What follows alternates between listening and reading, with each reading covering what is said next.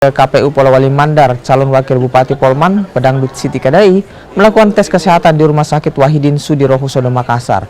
Adik Cici Paramida ini maju dan berpasangan dengan Andi Bebas Manggazali yang diusung Gerindra, PAN, P3, PDIP, dan juga Hanura.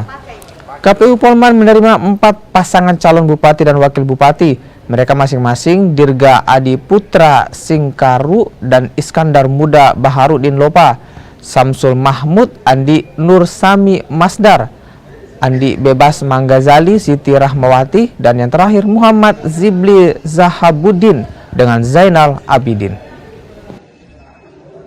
Kabupaten Mamuju ada 2 pasangan calon, Kabupaten Majene ada 2 pasangan calon, Kabupaten Polewali Mandar ada 4 pasangan calon, dan Kabupaten Mamasa ada 3 pasangan calon. Jadi keseluruhan 19 pasangan calon.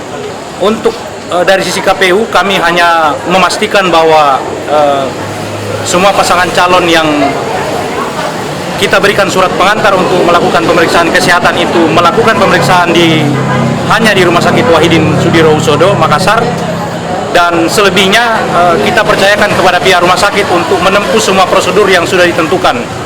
Jadi KPU sepenuhnya menyerahkan proses dan mekanisme dalam pemeriksaan itu kepada Rumah Sakit Wahidin.